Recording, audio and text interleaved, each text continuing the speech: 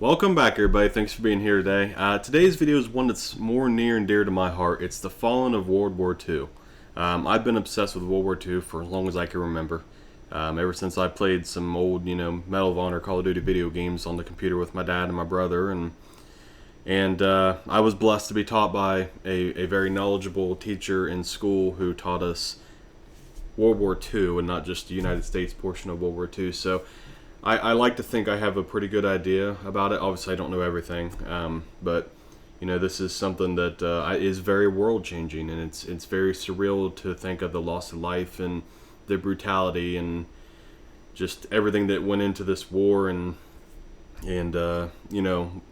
how much different the world could look if certain battles didn't take place, or if like the Axis or the Nazis or Japanese, whatever, the Axis powers ended up winning the battle or winning the war itself, how much different the world could look. So I'm interested. I think this is an animated video on just the loss of life and everything of World War II, and just kind of maybe like the casualties and I don't know if it goes into, I don't know how much depth it goes into. I do know that it is an animated video on the casualties of World War II and just how intense and impactful it was. So it's a longer video. Without further ado, let's just get into it. The average lifespan of an American is 80 years. And an 80-year-old today was 10 when World War II ended. Wow. 4 when it began. Wow. It's crazy to A think soldier it's who been that saw long battle already. would have to be in his late 80s at least today. Generals, political leaders, the decision makers of the war, few are still with us. And over the past few decades, we've seen authors and filmmakers rush to capture stories from survivors before this connection of memory is lost.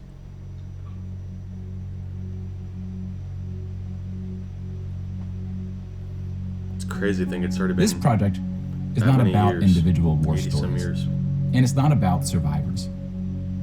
We're going to tally up the tens of millions of people whose lives were cut short by the war, and see how these numbers stack up to other wars in history, including trends in recent conflicts.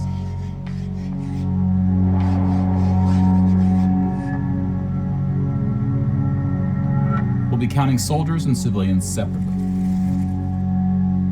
Each of these figures represents 1,000 people who died. Okay. Civilians were of all walks of life, whereas military deaths were almost entirely men. The average age was about 23. Wow. In most battles, for every 1,000 soldiers killed, there are more than 1,000 who are injured.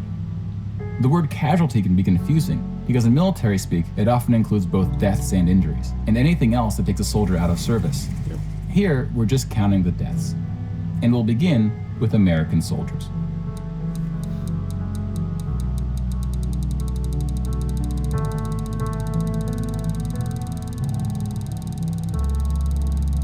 Over 400,000 died. Most of the deaths occurred in the European theater, fighting the Nazis. And about a quarter were in the Pacific, fighting the Japanese.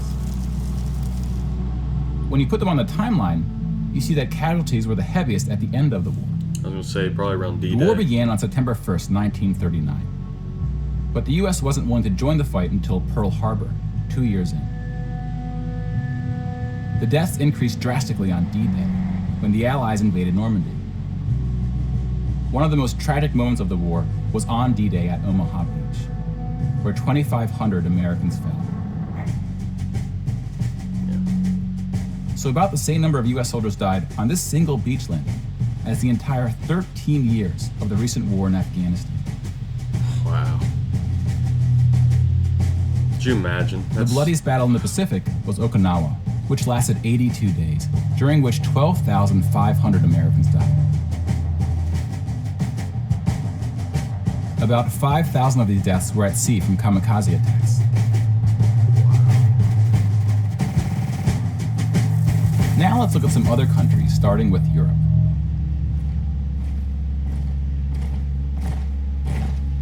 Germany started World War II when it invaded Poland.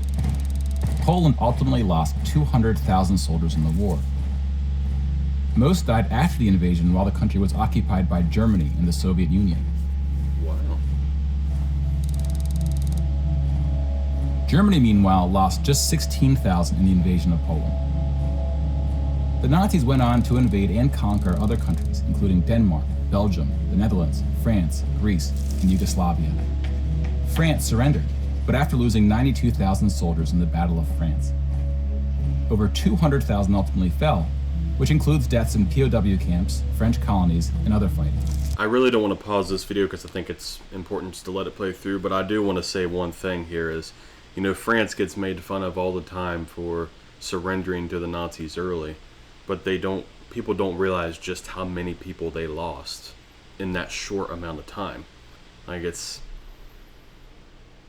crazy. I mean, I've growing up, you know, everybody mocked them for it, but as you grow older and you learn more about it, you got to learn to respect why they did what they did, and it's an insane amount of people they lost in a short amount of time. Yugoslavia suffered almost 500,000 military deaths. The initial invasion brought relatively few casualties on both sides, but the deaths mounted under Nazi occupation due to guerrilla fighting, civil conflict, and mass executions. The Nazi invasions were swift, with relatively few German losses. Even the Nazi commanders expressed surprise at their success. And then we have the United Kingdom and the United States, who were not invaded but took the fight to the Nazis. Britain lost about the same number of soldiers as the US, which includes the British colonies. Germany lost about 500,000 soldiers fighting the US and Britain in what is known as the Western Front, which took place in France and Belgium. See, it's the Soviet Union that's where the numbers are going to be just insane. But most Nazi soldiers died in the Eastern Front, Germany's unsuccessful invasion of the Soviet Union. The numbers are staggering. The most famous battle of the Eastern Front, and perhaps the turning point of the European war, was Stalingrad. The German 6th Army successfully took Stalingrad, but then got surrounded by the Soviets and cut off from food and ammunition. 500,000 Nazis would ultimately die in Stalingrad. Another 100,000 were taken prisoner, of which 6,000 would ever return.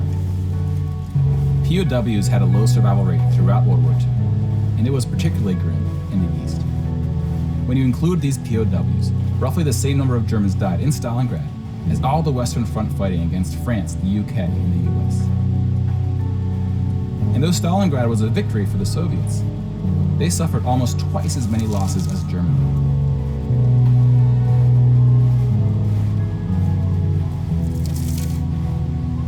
The Soviet Union would eventually defeat the once unstoppable German army, killing 2.3 million Nazi soldiers. Oh my goodness. But winning the war came at a cost.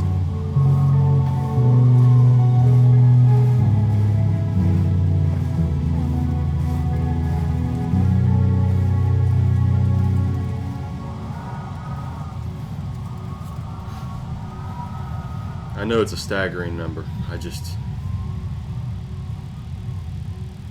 You just can't comprehend. I just can't fathom.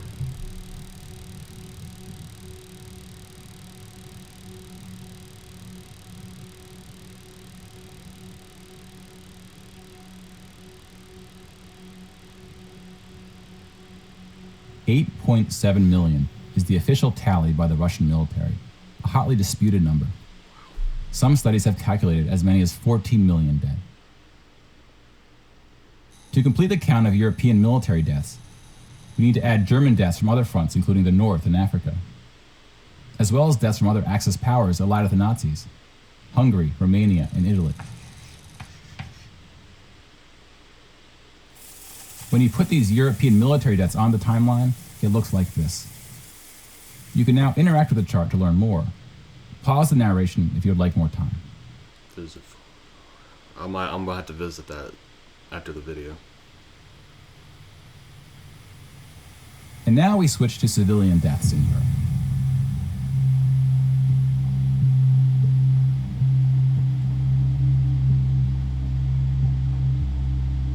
Six million Jewish people were killed in the Holocaust. If you separate this by country, you see that about half, 2.7 million, were Polish. 700,000 were Soviets, followed by Hungary and 17 other countries.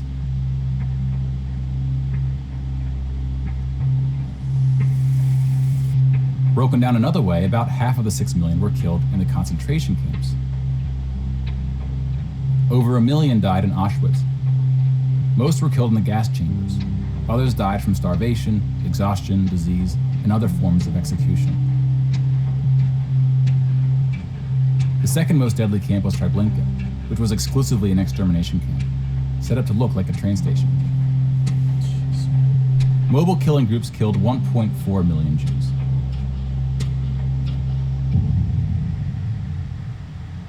Like with the gas chambers, men were killed first to reduce the risk of revolt.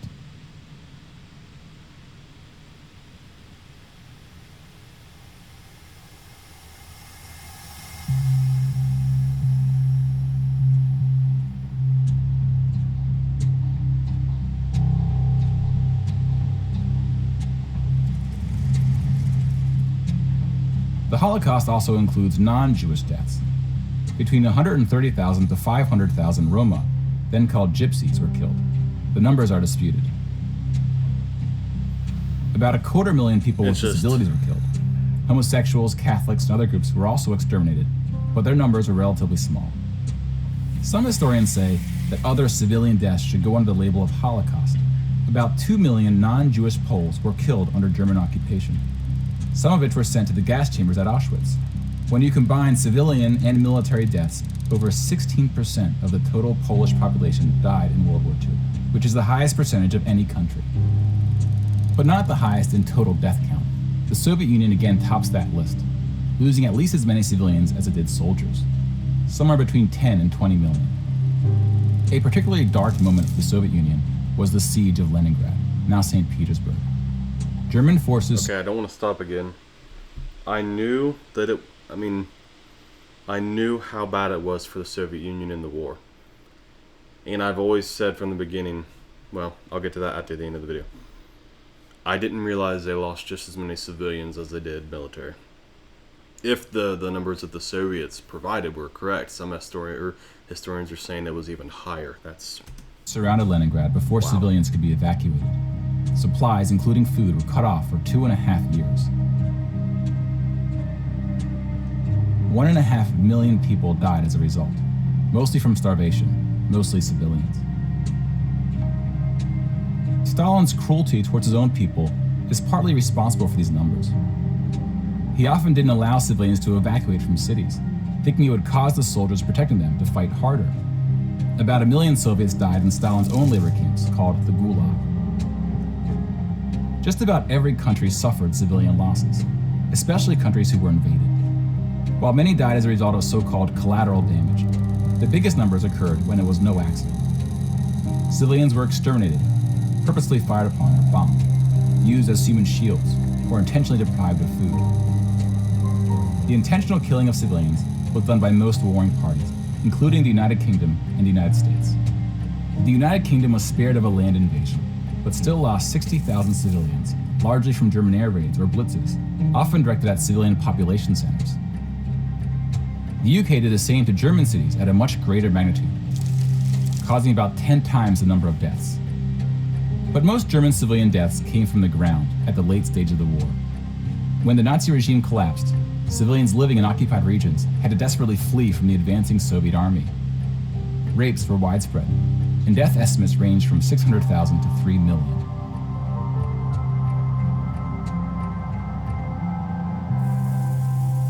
Let's step back and see where we are with the totals. Jeez.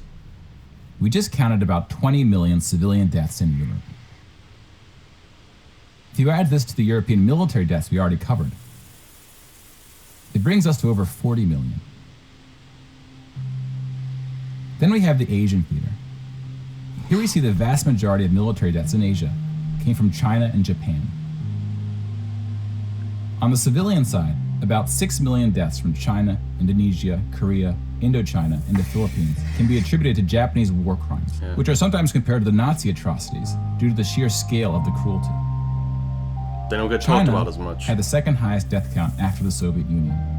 And like the Soviets, the Chinese government demonstrated a stunning willingness to sacrifice its own people.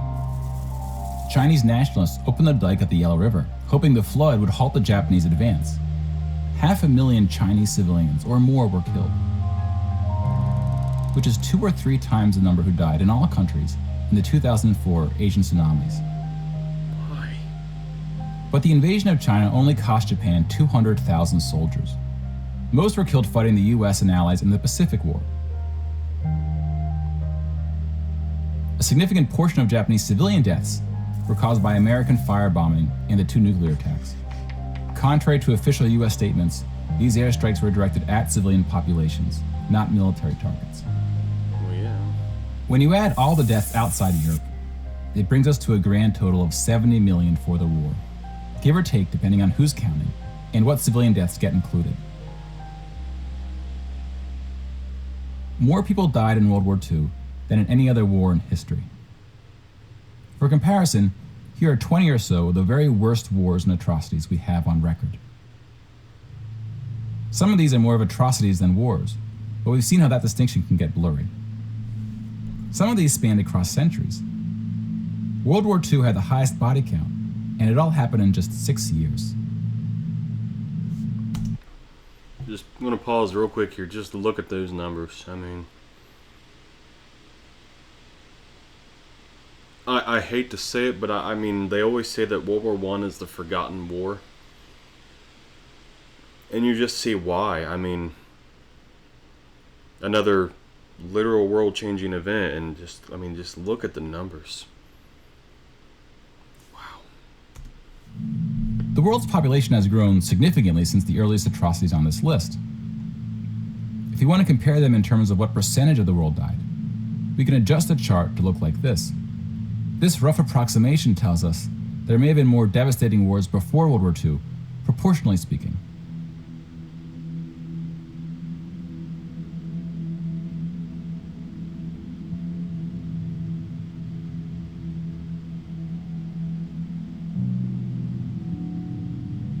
When we turn to post-war conflicts, it's hard to say anything that isn't controversial.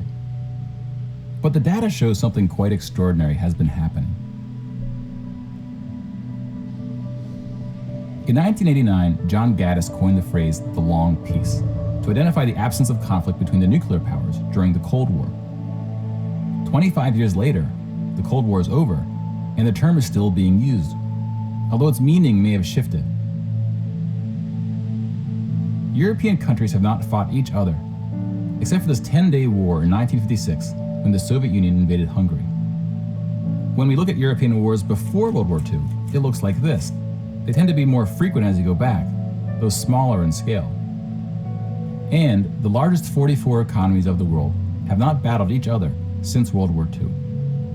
Rich countries have fought poorer countries, like the US versus Iraq, but rich countries have not fought other rich countries. Such a period of peace between the so-called great powers hasn't been seen since the Roman Empire.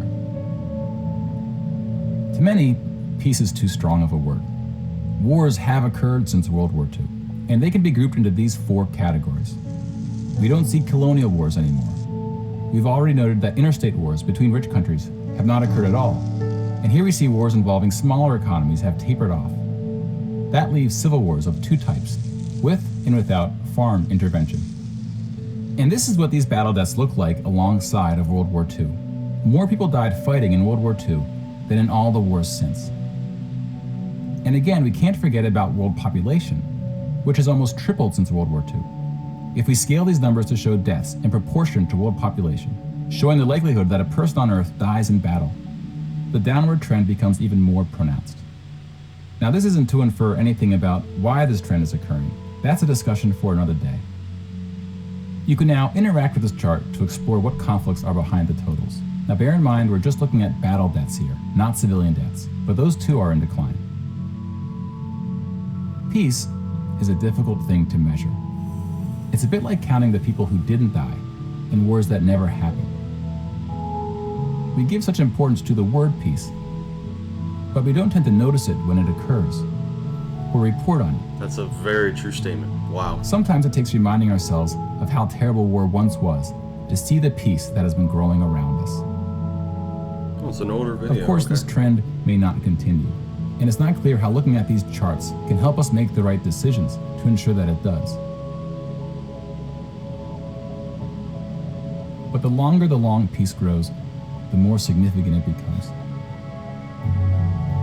So if watching the news doesn't make us feel hopeful about where things are heading, watching the numbers might.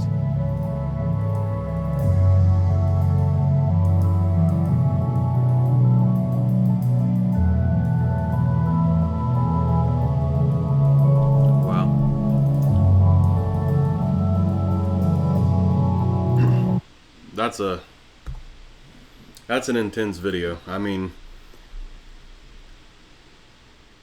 everybody wants to, okay, Americans want to be like, oh, we're the heroes, and we played a role. Yes, we played a very big role. I mean, it's not.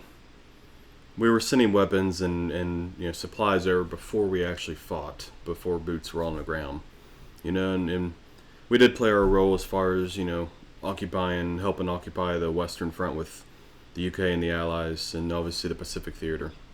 But I've always said that if the Soviet Union would have fallen, and when you just look at the sheer numbers that they lost and the sheer brutality that they went through, if they had fallen, this world would be a different place. And I'm not saying there's no hero of it. The heroes are just the Allied powers in general. And wow, it's just man, I'm just speechless. That video was just intense.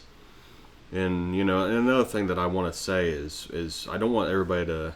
I hope the world doesn't say, well, because Germany was associated with Nazism, they're all bad. No.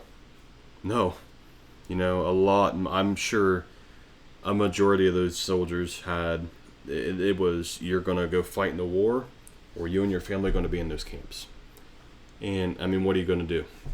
You're going to take your chance. You know what I mean? And it's a sad reality. And it's just. I've said it's a world-changing event because you at the end of the time you got nukes, and did they need to be used? That's up for debate. I'm not going to be the one to say yes or no to that. And it's obviously why you have the peace today, is because people don't want to get into that kind of war because it would mean the end. So I knew the numbers were high. I just didn't realize just how staggeringly high they were, especially for Russia or the Soviet Union. I mean, just 8.7 confirmed from the Soviets, but higher. People say 10 to 20 million civilians. It's just insane, absolutely insane. But anyway, thank you all for being here today. I hope that video was entertaining, shed some light on just the brutality of it and how important that war really was. Leave a like if you haven't already. Share the video with all your friends. Comment down below what your opinions are on this. And yeah, thank you all for being here, and we'll see you on the next one.